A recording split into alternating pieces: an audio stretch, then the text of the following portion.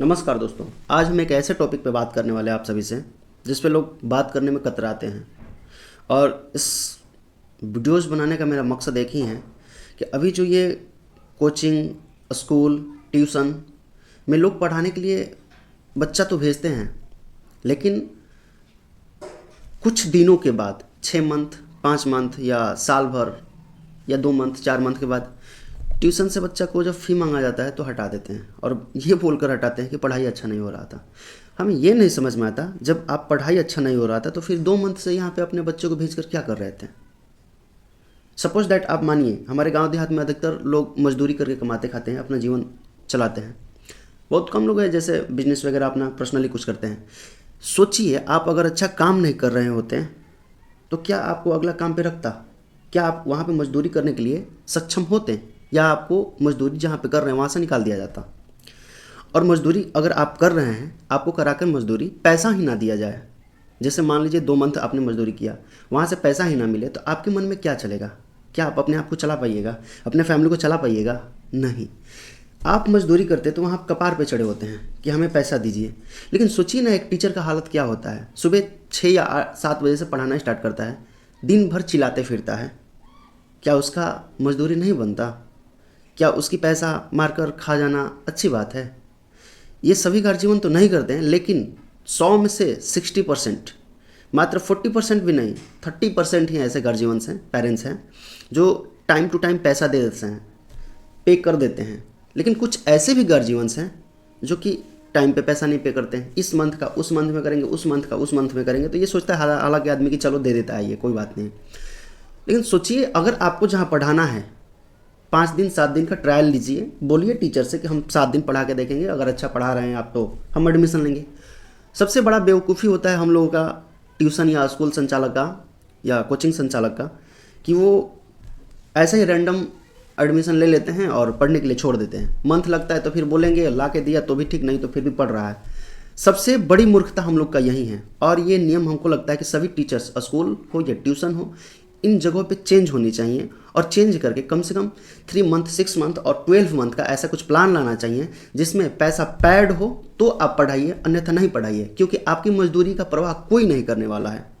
और टीचर्स जितनी ईमानदारी से अपनी समय, अपना बुद्धि, अपना दिमाग, अपना पेशेंस सब कुछ लगा देते हैं, वही एवज में मिलता क्या है? कुछ नहीं। अरे हम लोग भी जो भी करते हैं किस लिए करते हैं?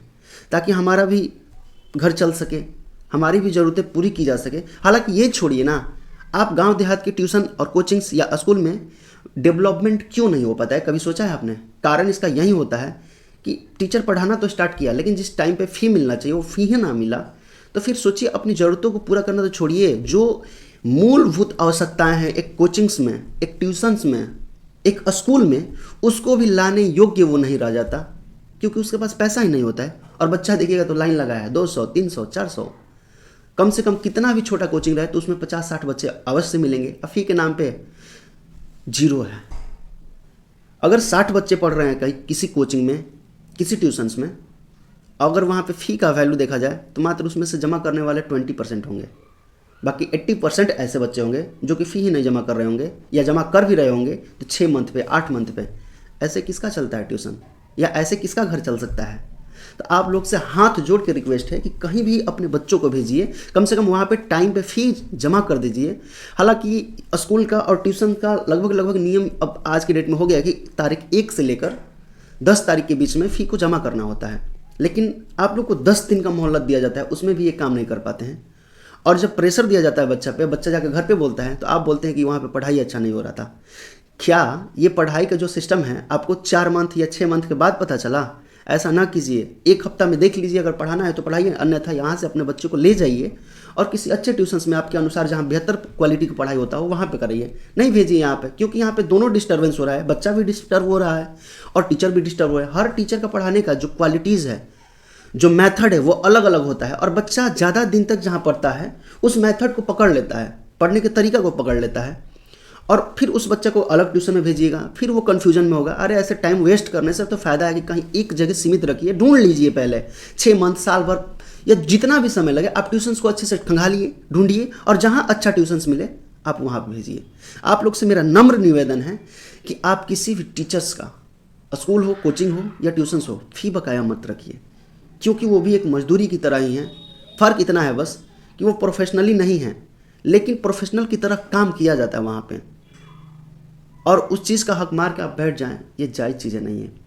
आई होप कि इस वीडियो से समझ में आ गया होगा। बाकी नेक्स्ट वीडियो में मिलते हैं, तब तक के लिए जय हिंद, जय भारत।